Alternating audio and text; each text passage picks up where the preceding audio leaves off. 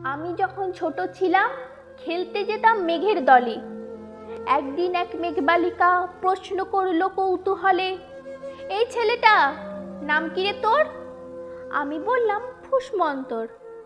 মেঘবালিকা রেগে আগুন, মিথ্যে কথা, নাম কি অমন হয় কখনো? আমি বললাম নিশ্চয় হয়, আগে আমার গল্প শোনো।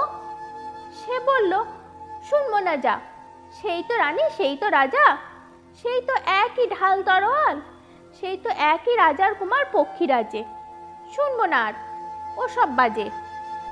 আমি বললাম তোমার জন্য নতুন করে লিখবো তবে। সে বলল, সত্যি লিখবি? বেশ, তাহলে মস্ত করে লিখতে হবে, মনে থাকবে, লিখেই কিন্তু আমায় দিবি। আমি বললাম তোমার জন্য লিখতে পারি এক পৃথিবী।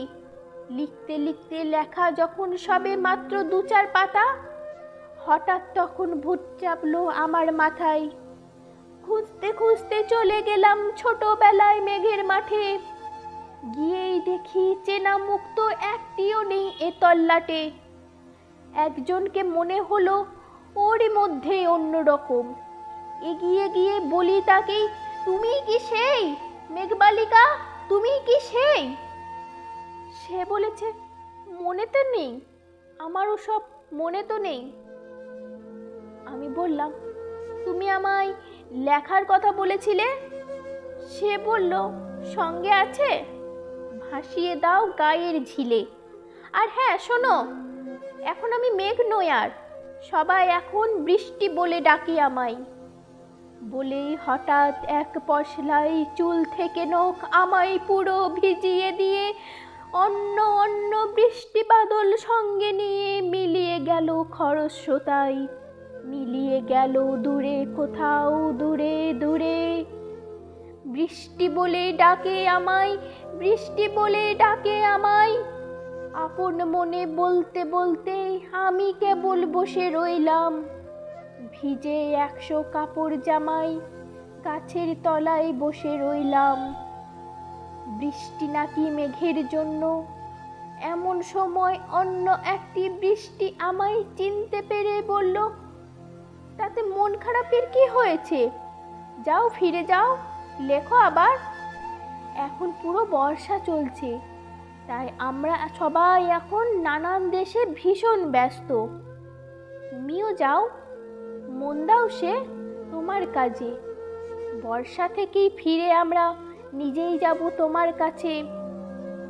এক পৃথিবী লিখবো আমি, এক পৃথিবী লিখবো বলে ঘর ছেড়ে সেই বেরিয়ে গেলাম, ঘর ছেড়ে সেই ঘর বাঁধলাম গহন বনে।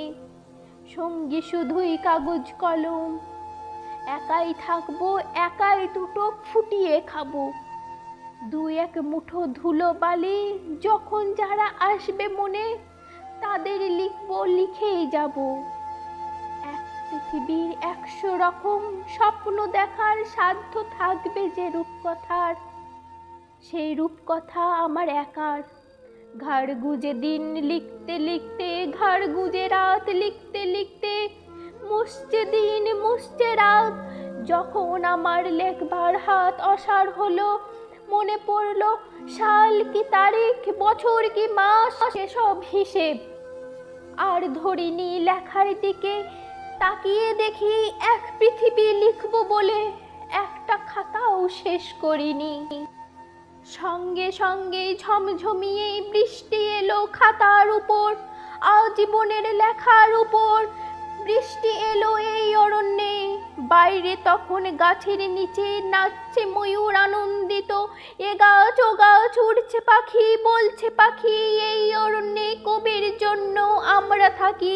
বলছে ওরা কবির জন্য আমরা কোথাও, আমরা কোথাও, আমরা কোথাও হার মানিনি। কবি তখন কুটির থেকে তাকিয়ে আছে অনেক দূরে, বনের পাড়ে, মাঠের পাড়ে, নদীর পাড়ে, সেই যেখানে সারা জীবন বৃষ্টি পড়ে, বৃষ্টি পড়ে। সেই যেখানে কেউ যায়নি, কেউ যায় না কোনো দিনই। আজ সে কবি দেখতে পাচ্ছে, সে সেই ঝর্ণা তলায় এদিক ওদিক ছুটে বেড়াই। নাই মোরা মেঘ হরিণী, কি কিশোর বেলার সেই হরিণী।